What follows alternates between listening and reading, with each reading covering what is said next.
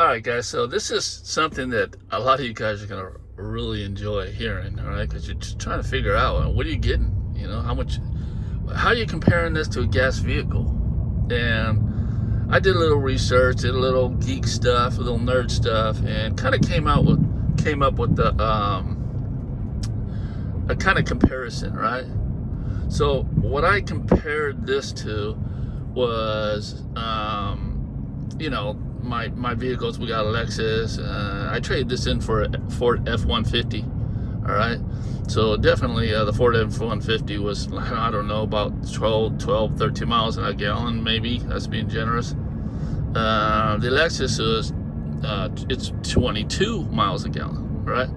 So when I got this, I thought, I didn't do much research. I thought I was gonna get next to free, electricity, right? It's, next to free. No, it costs, right? Especially this big old thing, okay? It's got the big batteries. It's very, very heavy, 9,000 pounds. So let's just cut to the chase, all right? So mathematically, I'm here in California. The cost to charge on peak hours, the best time to do it, like between 12 and 3 o'clock for me, and I got a hold to PG&E and got on their EV plan, and you can do that, guys, too. I'm getting about 23 cents a kilowatt. Now, I did mathematically how much I drive a day, right, in this thing. It's about 24 miles, normally. And so what the conclusion was, I'm getting between 35 and 40 miles per gallon with this Hummer EV. That's still better than both my other vehicles, or all my vehicles, okay? And it's a big old truck, and and it's a big old toy, and I love it. I absolutely love it. The only thing I don't like about EVs is the whole charging experience if you're going out of town and all that stuff. But if you're within, an hour, and that's basically where you're keeping it.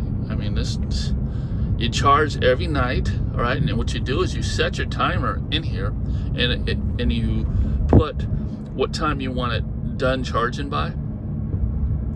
And if you're charging it every day, you're only going to be charging, for me, I'm only going to be charging about 5% maximum. It'll be charged in that peak time. So that's where I'm going to get to 23 cents a kilowatt. Now, if you're not in California and you're in some other state, to where you can get like 10 cents a kilowatt, now just kind of do the math. If I'm getting 35 to 40, right, then you're going to be getting, the 75 to 85 or whatever, 80, okay, miles per gallon. Now that's when these things really pay off, right? So yeah, unfortunately, different states, different counties, different areas, they have different rates, and but I'm happy. At first I was a little disappointed, I'm not gonna lie.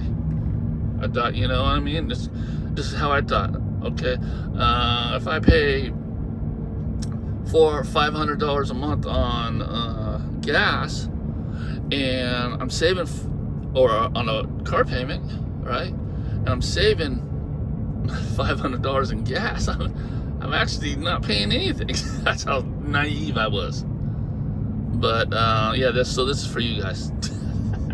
Don't be naive like me.